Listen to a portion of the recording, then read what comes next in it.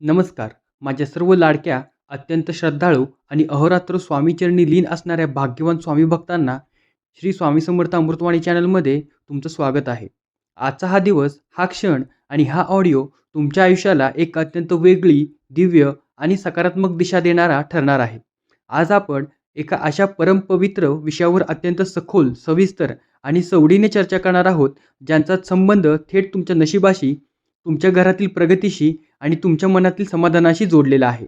भक्तांनो, आपल्या सनातन संस्कृतीमध्ये आणि दत्त संप्रदायामध्ये गुरुवारच्या दिवसाला केवळ एक वार मानले जात नाही, तर तो प्रत्यक्ष गुरुतत्वाचा, ज्ञानाचा, प्रकाशाचा आणि कर्माचा महादिवस मानला जातो. गुरुवार हा दिवस ब्रह्मांड नायक, अक्कलकोट निवासी पूर्णब्रह्म भगवान श्री स्वामी समर्थ महाराजांचा सर्वात लाडका आणि प्रिय दिवस आहे. अनेक भक्त विचारतात, महाराज, आम्ही रोज पूजा करतो, रोज नामस्मरण करतो, मग गुरुवारीच विशेष सेवा का करायची? याचे उत्तर असे दिले आहे की जसे निसर्गामध्ये काही ठराविक ऋतूंमध्ये झाडांना नवीन पालवी फुटते, तसेच आध्यात्मिक विश्वात प्रत्येक वाराची एक विशिष्ट ऊर्जा असते. गुरुवारच्या दिवशी संपूर्ण ब्रह्मांडात गुरुतत्वाच्या लहरी अत्यंत तीव्र आणि जागृत असतात. या दिवशी तुम्ही केलेली कोणतीही छोटीशी सेवा, तुम्ही घेतलेले स्वामींचे नाव, तुम्ही दिलेले दान किंवा तुम्ही केलेला जप हा इतर सामान्य दिवसांच्या तुलनेत करोडोपटीने अधिक फळ देणारा ठरतो. जर आज तुम्ही हा व्हिडिओ ऐकत आहात, जर हा गंभीर आणि शांत आवाज तुमच्या कानांपर्यंत पोहोचत आहे, तर माझ्या शब्दांवर विश्वास ठेवा. या इंटरनेटच्या दुनियातील कोणताही साधा योगायोग नाही, हे स्वतः स्वामीरायांचे नियोजन आहे. स्वामींना ठाऊक आहे की तुम्ही गेल्या अनेक दिवसांपासून, महिन्यांपासून किंवा वर्षांपासून कोणत्या मानसिक त्रासातून जात आहात. लोकांना दाखवताना जरी तुमच्या चेहऱ्यावर हसू असले, तरी रात्री झोपताना तुमच्या डोळ्यात जे अश्रू येतात, जे नैराश्य येते, त्याची जाण माझ्या स्वामींना आहे. आणि म्हणूनच तुमच्या आयुष्यातील जो अंधार दूर करण्यासाठी स्वामींनी आज तुम्हाला या महासेवेच्या माध्यमातून साथ घातली आहे. अनेक भक्त मला सांगतात, आम्ही खूप कष्ट करतो, रात्रंदिवस मेहनत करतो, प्रामाणिक राहतो, तरीही आमच्या पदरात अपयश का येते? घरात सतत पैशांची चणचण का भासते? मुलांचे विवाह का जमत नाहीत? घरात विनाकारण कटकटी का होतात? भक्तांनो, याचे कारण आपल्या पूर्वजन्मातील किंवा या जन्मातील कळत नकळत घडलेली पापकर्मे किंवा वास्तुदोष असू शकतात. जेव्हा कष्टाला नशिबाची आणि देवाची साथ मिळत नाही, तेव्हा माणूस खचून जातो. पण खचून जाण्याची अजिबात गरज नाही. कारण आज जी सेवा मी तुम्हाला सांगणार आहे, ती जर तुम्ही प्रत्येक गुरुवारी न चुकता पूर्ण श्रद्धेने केली, तर तुमच्या नशिबाचे बंद दरवाजे क्षणात उघडतील आणि घरात सुखाचा वर्षा होईल. तर आपण जाणून घेऊया गुरुवारच्या महासेवेची पूर्वतयारी. कोणतीही शक्ती प्राप्त करण्यासाठी किंवा देवाची कृपा मिळवण्यासाठी पहिली पायरी म्हणजे शुद्धता. गुरुवारची सेवा करायची असेल तर अत्यंत कडक शिस्तीची नसली तरी ती अंतःकरणाच्या शुद्धतेचे कारण अनिवार्य आहे. या सेवेची सुरुवात कशी करायची, तिची पूर्वतयारी काय असावी, हे आपण आता अत्यंत सविस्तरपणे जाणून घेऊया. प्रत्येक गोष्ट नीट लक्ष देऊन ऐका. गुरुवारी सकाळी नेहमीपेक्षा थोडे लवकर उठण्याचा नियम बनवा. शक्य असल्यास सूर्योदयापूर्वी म्हणजेच ब्रह्ममुहूर्तावर उठण्याचा प्रयत्न करा. ब्रह्ममुहूर्तावर उठल्याने शरीरात आणि मनात एक अद्भुत ऊर्जा निर्माण होते. उठल्याबरोबर जमिनीवर पाय ठेवण्यापूर्वी दोन्ही हातांचे दर्शन घ्या आणि मनातल्या मनात स्वामींचे स्मरण करा. त्यानंतर स्नान करताना अंघोळीच्या पाण्यात अगदी चिमूटभर खडे मीठ किंवा हळद टाका. हळद आणि मीठ यामुळे तुमच्या शरीराची नकारात्मक ऊर्जा नष्ट होते आणि अंगात एक वेगळाच ताजेपणा येतो. स्नान आटोपल्यानंतर स्वच्छ आणि पवित्र वस्त्र परिधान करा. शक्य असल्यास गुरुवारच्या दिवशी पिवळ्या, पांढऱ्या किंवा भगव्या रंगाची वस्त्र परिधान करा. हे रंग गुरुग्रहाला आणि स्वामी समर्थांना अत्यंत प्रिय आहेत. गडद काळ्या किंवा निळ्या रंगाचे कापड गुरुवारच्या दिवशी घालणे टाळावे. कपडे घातल्यानंतर तुमच्या कपाळावर हळद किंवा चंदनाचा टिळा नक्की लावा. कपाळावरील टिळा हे केवळ एक विधी नाही, तर तो तुमच्या आज्ञाचक्राला जागृत करतो आणि तुमच्या मनाला एकाग्र करण्यास मदत करतो. आता तुमच्या घरातील देव्हाऱ्याकडे वळा. देव्हारा हा घराचा आत्मा असतो. गुरुवारच्या दिवशी देव्हाऱ्याची स्वच्छता करणे अत्यंत आवश्यक आहे. जुनी सुकलेली फुले, निर्माल्य बाजूला काढा आणि ते झाडांच्या मुळाशी टाका. कुठेही कचऱ्यात टाकू नका. स्वामींच्या मूर्तीला किंवा फोटोला स्वच्छ सुती कापडाने प्रेमाने पुसून घ्या. जर तुमच्याकडे तांब्याची किंवा पितळीची स्वामींची मूर्ती असेल, तर गुरुवारी त्यांना अत्तर लावून स्वच्छ पाण्याचा किंवा पंचामृताचा अभिषेक घालावा. अभिषेक घालताना मनातल्या मनात श्री स्वामी समर्थ या नामाचा अखंड जप सुरू ठेवा. यानंतर देव्हाऱ्यासमोर एक स्वच्छ आसन घाला.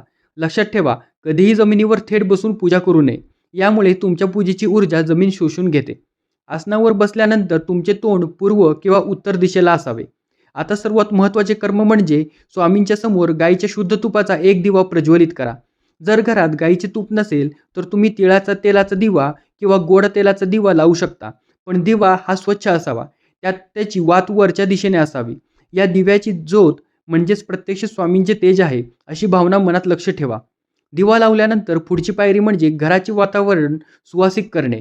यासाठी स्वामींच्या समोर उत्तम प्रतीची चंदनाची किंवा गुग्गवीची उदबत्ती लावा. शक्य असल्यास भीमसेनी कापूर आणि धुनी संपूर्ण घरात फिरवा. या धुपाचा जो सुगंध असतो तो केवळ माणसालाच आनंद देत नाही, तर ऊर्जातील कानाकोपऱ्यात लपलेली नकारात्मक ऊर्जा, भूतबाधा, अलक्ष्मी आणि नजरदोष यांना घराबाहेर हाकलून लावतो. ज्या घरात सुवासिक धूप केला जातो तिथे कधीही पैशाची टंचाई कधीच भासत नाही. आता स्वामींना काय अर्पण करावे हा खूप मोठा प्रश्न आहे. स्वामी समर्थ महाराजांना अष्टगंध आणि अत्तर प्रचंड प्रिय आहे. बाजारात मिळणारे चांगल्या दर्जाचे अष्टगंध आणून ते थोडे ओले करून स्वामींच्या चरणावर किंवा कपाळावर लावा. त्यानंतर मोगऱ्याचे किंवा हिनाचे अत्तर एका लहान कापसाच्या बोळ्याला लावून तो बोळा स्वामींच्या चरणांजवळ ठेवावा. या अत्तराच्या सुवासामुळे स्वामींचा कल्पवृक्ष तुमच्यावर प्रसन्न झाल्याशिवाय राहणार नाही. त्यानंतर स्वामींना ताज्या फुलांचा हार किंवा फुले अर्पण करा. गुरुवारच्या दिवशी स्वामींना पिवळी फुले जशी की झेंडूची फुले आणि पिवळे गुलाब अर्पण करणे अत्यंत शुभ मानले जाते. जर फुले उपलब्ध नसतील तर केवळ तुळशीची पाने अर्पण केली तरीही चालतील.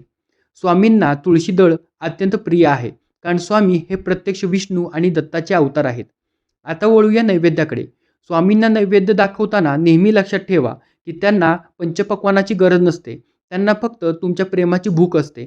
पण गुरुवारी स्वामींना बेसनाचा लाडू, रवा लाडू, खवा पेढा किंवा शिऱ्याचा प्रसाद नैवेद्य दाखवणे अत्यंत उत्तम मानले जाते. जर काहीच शक्य नसेल तर गाईच्या दुधात थोडी खडीसाखर टाकून तो नैवेद्य स्वामींना अर्पण करा. नैवेद्य दाखवताना त्यावर एक तुळशीचे पान नक्की ठेवा आणि डोळे बंद करून स्वामींना तो ग्रहण करण्याची विनंती करा. तर आपण जाणून घेऊया नामस्मरणाची पहिली पायरी, श्री स्वामी समर्थ महामंत्र जप. पुन्हा विधी आणि नैवेद्य झाल्यानंतर आता खऱ्या आंतरिक सेवेला सुरुवात होते. ही सेवा म्हणजे नामस्मरण.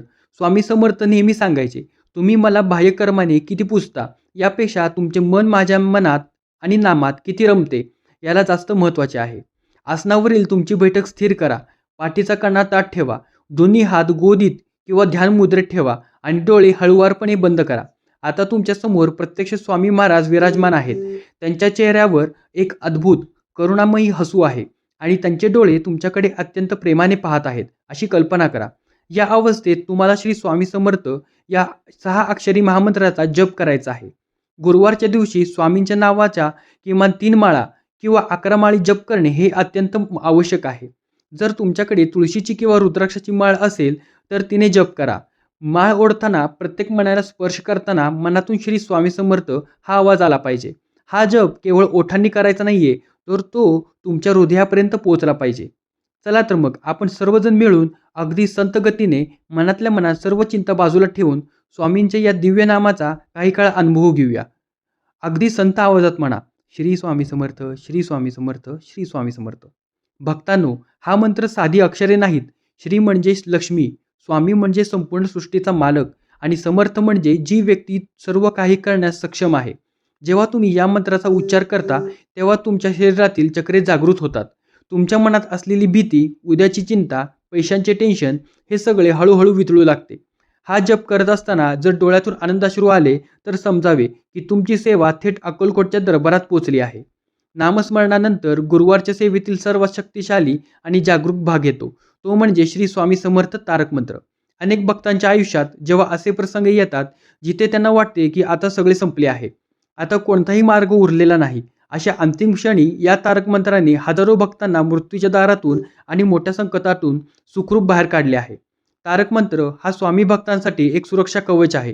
प्रत्येक गुरुवारी तुम्हाला स्वामीसमोर बसून किमान 3 वेळा किंवा 11 वेळा या तारक मंत्राचे वाचन किंवा श्रवण करायचे आहे. जेव्हा तुम्ही हा मंत्र म्हणता तेव्हा घरातील नकारात्मक शक्ती थरथर कापतात आणि घर सोडून पळून जातात. चला तर मग आता या पवित्र क्षणी आपण पूर्ण शरणागतीने हा तारक मंत्र अत्यंत सावकाशाने समजून घेणारा म्हणूया. निशंक होई रे मना, निर्भय होई रे मना, प्रचंड स्वामी शक्ती पाठीशी, प्राश कळया न्यूना. या पहिल्याच ओळीचा अर्थ किती खोल आहे पहा. स्वामी आपल्या मनाला बजावून सांगत आहेत की मना, तू विनाकारण शंका घेऊ नकोस, तू घाबरू नकोस, कारण तुझ्या पाठीमागे स्वामींचा अथांग, अफाट आणि प्रचंड शक्ती उभा आहे. मग तू का चिंता करतोस? माणसाचे निम्मे आजार आणि संकटे ही केवळ त्याच्या मनातील भीतीमुळे वाढतात. स्वामी ही भीतीची मुळातूनच उपटून टाकतात. चरचरी पूजती भक्त ज्याला, तोची स्वामी समर्थ. अशक्य शक्य करतील स्वामी, हाची एकची अर्थ. जगाच्या पाठीवर अशी कोणतीही गोष्ट नाही जी माझे स्वामी करू शकत नाहीत. डॉक्टरांनी उत्तर दिलेले आजार स्वामी समर्थ एका अंगाराने बरे केले आहेत.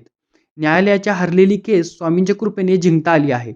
गरिबाचा श्रीमंत आणि रंकाचा राजा करण्याचे सामर्थ्य फक्त श्री स्वामींच्या चरणी आहे. जगाच्या शब्दकोशात जो शब्द अशक्य आहे तो स्वामींच्या दरबारात शक्य बनतो.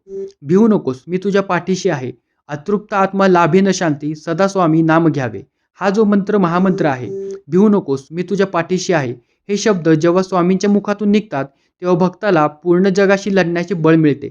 जेव्हा तुम्ही गुरुवारी हा मंत्र पूर्ण श्रद्धेने म्हणता तेव्हा प्रत्येक ओळीचा अर्थ डोक्यात साठवून ठेवा. हा मंत्र तुमच्या घरातील वातावरणाला एका पवित्र मंदिरासारखे बनवून टाकेल. दत्त संप्रदायात आणि स्वामी भक्तीत श्री गुरुचरित्र या ग्रंथाला वेद मानले गेले आहे. गुरुचरित्र हे केवळ एक ग्रंथ नाही, तर तो साक्षात गुरूंचा वाङ्मय अवतार आहे. ज्या घरात दर गुरुवारी गुरुचरित्राचे वाचन किंवा श्रवण होते त्या घरावर कधीही कोणाची वाईट नजर पडत नाही. तसेच त्या घरात अकाली मृत्यू किंवा मोठी दुर्घटना कधीही पडत नाही. प्रत्येक गुरुवारी जर तुम्हाला संपूर्ण ग्रंथ वाचणे शक्य नसेल तर स्वामी भक्तांनी गुरुचरित्रातील काही अत्यंत महत्त्वाचे आणि सिद्ध केलेले अध्याय आवर्जून वाचले किंवा ऐकले पाहिजेत. मी तुम्हाला त्या अध्यायांचे सविस्तर महत्त्व सांगतो. अध्याय 14वा. हा अध्याय अत्यंत चमत्कारी मानला जातो. जर तुमच्या नोकरीमध्ये अडचणी येत असतील, प्रमोशन रखडले गेले असेल, व्यवसायात ग्राहक येत नसतील किंवा अचानक मोठे आर्थिक नुकसान झाले असेल तर गुरुवारी 14व्या अध्यायाचे वाचन करावे. या अध्यायातील कथेनुसार क्रूर राजाच्या कैद्यातून एका भक्ताची केवळ गुरुसेवेमुळे कशी सुटका झाली याचे वर्णन आहे. हा अध्याय वाचल्याने सर्व प्रकारचे कायदेशीर अडथळे आणि नोकरीतील संकटे दूर होतात. अध्याय 18वा. हा अध्याय रोगमुक्तीसाठी आणि आरोग्यासाठी अत्यंत प्रभावी आहे. जर तुमच्या घरात कोणी व्यक्ती दीर्घकाळापासून आजारी असेल, औषधोपचार करूनही गुण येत नसेल तर गुरुवारी स्वामींसमोर बसून या अध्यायाचे वाचन करावे आणि स्वामींचे तीर्थ त्या आजारी व्यक्तीला प्राशन करावे. यामुळे असाध्य रोग देखील बरे होतात, असा भक्तांचा अनुभव आहे. अध्याय 40वा. हा अध्याय दारिद्र्य निर्मूलनासाठी आणि लक्ष्मीप्राप्तीसाठी विशेष मानला जातो. जर तुमच्यावर कर्जाचा खूप मोठा डंगर झाला असेल, पैशांची आवक पूर्णपणे बंद झाली असेल तर 40व्या अध्यायाचे वाचन केल्याने घरात सुवर्णकाळ येतो आणि धनाचे नवीन मार्ग मोकळे होतात. अध्याय 51वा आणि 52वा हे गुरुचरित्राचे अंतिम अध्याय आहेत. यामध्ये ग्रंथाचा संपूर्ण सार आणि अवताराची समाप्ती याचे वर्णन आहे. हे अध्याय वाचल्याने मनाला अथांग शांती मिळते, पूर्वजांना सद्गती लाभते आणि घरातील पितृदोष पूर्णपणे शांत होतो. हे अध्याय वाचताना घाई गडबड करू नका. प्रत्येक शब्द स्पष्ट आणि शुद्ध उच्चारावा. जर तुम्हाला स्वतःला वाचन करता येत नसेल तर आजकाल मोबाईलवर किंवा यूट्यूबवर हे अध्याय उपलब्ध आहेत. तुम्ही ते डोळे बंद करून पूर्ण एकाग्रतेने ऐकले तरीही तुम्हाला एवढेच पुण्य आणि फळ मिळते, कारण श्रद्धेला भाषेचे किंवा माध्यमाचे बांधन नसते. स्वामी समर्थ महाराज जेव्हा अक्कलकोटमध्ये प्रकट झाले तेव्हा त्यांनी केवळ चमत्कार केले नाहीत, तर मानवी जीवनाला सुखी आणि समृद्ध बनवण्यासाठी अत्यंत मोलाचा उपदेश केला. हा उपदेश जर आपण आपल्या दैनंदिन जीवनात अंमलात आणला तर आपले निम्मे प्रश्न तिथेच सुटतील. स्वामींचे पहिले आणि सर्वात महत्त्वाचे सूत्र होते, कर्मप्रधान ठेवा. स्वामी कधीही आळशी लोकांवर प्रसन्न होत नाहीत. जे लोक केवळ नशिबाच्या भरोशावर बसून राहतात आणि कष्ट करीत नाहीत त्यांनी स्वामी कधीही मदत करत नाहीत. स्वामी सांगायचे, तू तुझे कर्म प्रामाणिकपणे कर, कष्टाची पराकाष्ठा कर आणि मग जे उरेल ते माझ्यावर सोडून दे. जेव्हा तुम्ही प्रामाणिक कष्ट करता तेव्हा तुमच्या त्या कष्टाचे फळ 1000 पटीने वाढवून तुम्हाला परत देतात. स्वामींचे दुसरे सूत्र होते, कोणाचाही छळ करू नका, कोणालाही कमी लेखू नका. आपल्या वागण्यामुळे, बोलण्यामुळे जर एखाद्या गरीब किंवा निष्पाप जीवाच्या मनाला दुखापत झाली तर त्याचा थेट कोप स्वामींवर होतो. तुम्ही देवाचा कितीही जप केला तरी तुमचे वर्तन माणसांसोबत चांगले नसले तर ती सेवा निष्फळ ठरते. म्हणून नेहमी नम्र राहा, गरजूंची मदत करा आणि कोणाचाही अपमान करणे टाळा. स्वामींचे तिसरे सूत्र म्हणजे सत्य आणि प्रामाणिकपणा. पैशाच्या लोभीपायी कधीही कोणाची फसवणूक करू नका. खोटे बोलून किंवा चुकीच्या मार्गाने कमवलेला पैसा घरात कधीच टिकत नाही. तो पैसा आजारपणात किंवा कोर्ट कचेरीत निघून जातो. याउलट प्रामाणिकपणाने कमवलेला 1 रुपया देखील तुमच्या घरात सुख आणि बरकत घेऊन येतो.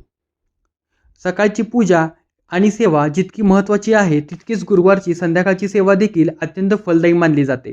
संध्याकाळच्या वेळेला प्रदोष काळ किंवा गोधली मुहूर्त म्हणतात. या वेळेत घरामध्ये लक्ष्मीचे आगमन होत असते. म्हणून या काळात घरामध्ये कधीही अंधार किंवा शांतता नसावी. गुरुवारी संध्याकाळी सूर्यास्ताच्या वेळी घरातील सर्व दिवे चालू करा. साधारण 6 ते 7 त्या दरम्यान.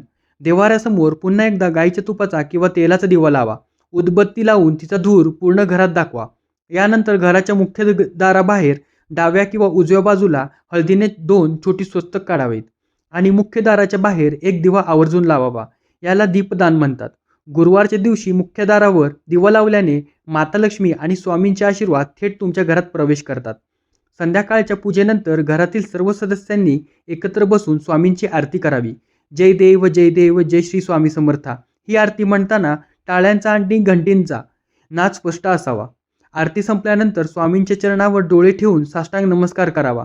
आरती झाल्यानंतर स्वामींच्या सिद्ध अंगारा तुमच्या कपाळावर लावा. हा अंगारा म्हणजे स्वामींचे प्रत्यक्ष आशीर्वाद आहेत. जर घरात लहान मुले असतील तर त्यांना रात्री दचकून जाग येते किंवा त्यांच्या अभ्यासात मन लागत नाही, त्यांच्या कपाळावर हा अंगारा रोज लावावा. यामुळे मुलांचे रक्षण होते आणि त्यांची बुद्धी कुशाग्र होते. भक्तांनो, जेव्हा आपण ही गुरुवारची सेवा सुरू करतो तेव्हा काही दिवसांनी आपल्या मनात एक मानवी स्वभावानुसार शंका येऊ लागते. मी गेले 4 गुरुवार सेवा केली पण अजून माझे कर्ज कमी झाले नाही. माझी अडचण अजून तशीच आहे. स्वामी माझी प्रार्थना का ऐकत नाहीत? इथेच तुमच्या श्रद्धेची खरी परीक्षा असते. लक्षात ठेवा, स्वामी हे अंतर्यामी आहेत. त्यांना तुमचा भूतकाळ, वर्तमानकाळ किंवा भविष्यकाळाची पूर्ण कल्पना आहे. कधीकधी आपण स्वामींकडे अशी गोष्टी मागत असतो जी तात्कालीन सुखाची असते, पण भविष्यात ती आपल्यासाठी हानिकारक ठरू शकते. अशा वेळी स्वामी ती गोष्ट आपल्याला देत नाहीत, कारण त्यांना आपले पूर्ण आयुष्य सुरक्षित करायचे असते. दुसरी गोष्ट म्हणजे आपल्या पुनर्जन्मातील कर्मांचा साठा. जोपर्यंत आपल्या कर्माची भूक संपत नाहीत तोपर्यंत आपल्याला थोडे दुःख सहन करावेच लागते. पण स्वामींच्या सेवेमुळे काय होते? समजा तुमच्या नशिबात जर अपघाताने मोठा दगड लागणार असेल तर स्वामींच्या कृपेने तो दगड एका लहान खड्यासारखा लागतो आणि तुम्ही मोठ्या संकटातून वाचता. स्वामी दुःख पूर्णपणे नष्ट करतात, तरी ते दुःख सहन करण्याची अथांग ताकद आणि संयम तुम्हाला नक्की देतात. त्यामुळे सेवा करताना कधीही करार किंवा डील करू नका की स्वामी माझे हे काम झाले तरच मी तुमचा पुढचा गुरुवार करेन. भक्तीमध्ये व्यापार नसावा, तिथे फक्त आणि फक्त निस्सीम प्रेम आणि शरणागती असावी.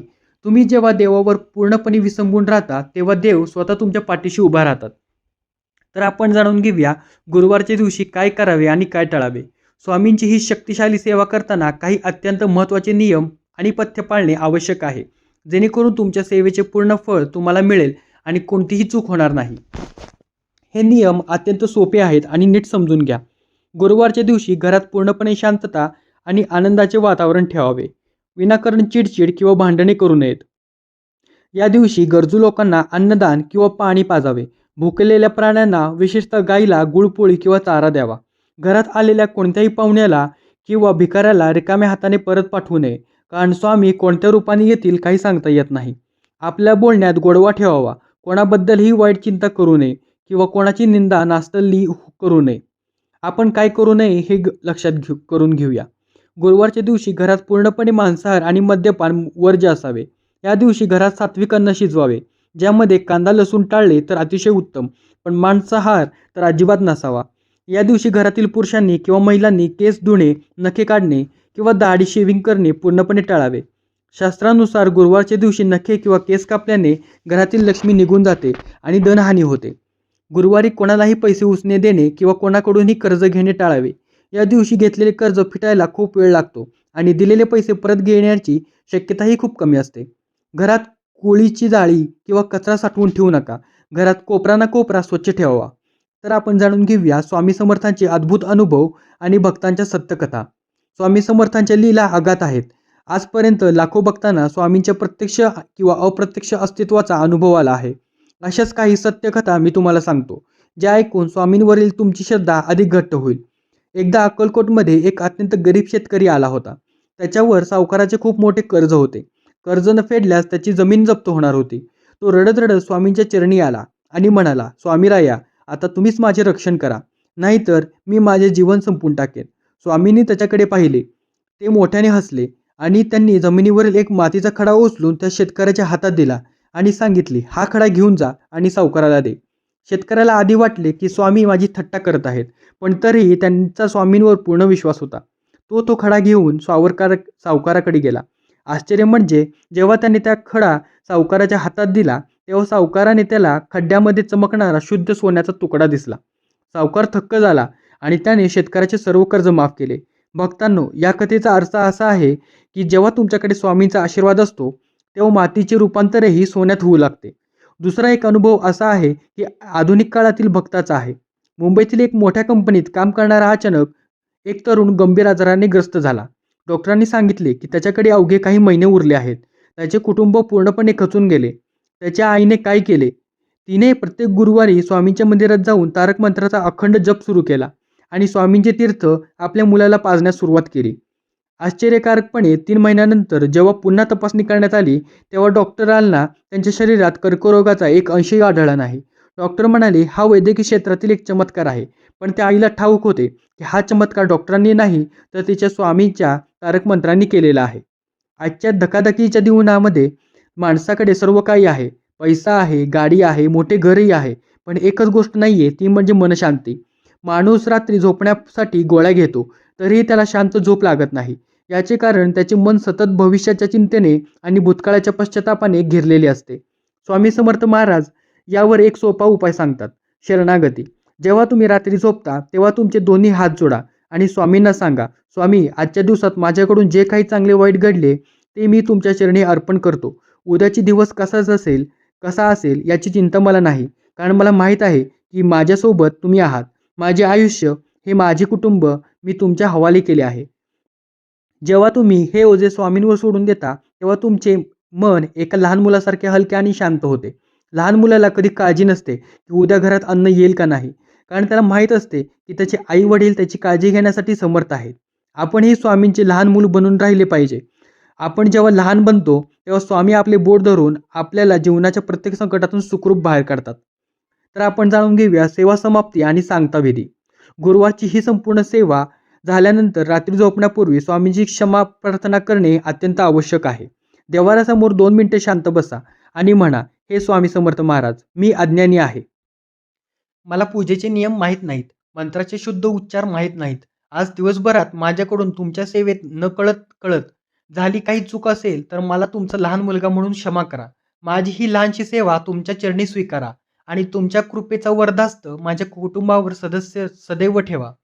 अशी प्रार्थना केल्याने तुमच्या पूजेला पूर्णत्व लाभते.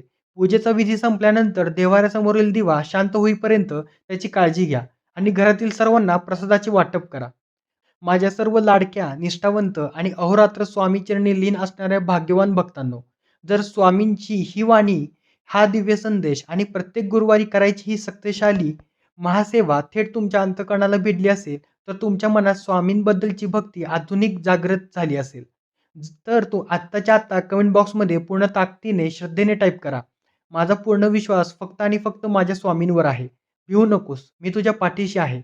जय स्वामी समर्थ. तुमची एक कमेंट स्वामींच्या दरबारात लागलेली तुमची हजेरी आहे, हे कधीच विसरू नका. आणि जे भक्त आज पहिल्यांदाच आपल्या या चॅनलवर आले आहेत, त्यांनी हा दैवी आवाज पहिल्यांदाच ऐकला आहे, त्यांनी चॅनलला सबस्क्राईब नक्की करा. कारण मी रोज तुमच्यासाठी स्वामी समर्थाचे असेच अथांग, दीर्घ, प्रभावी आणि प्रेरणादायी लेख, गुप्त सेवा, चमत्कारी अनुभव घेऊन येते राहणार आहे, ज्यामुळे तुमचे जीवन सुखी होईल.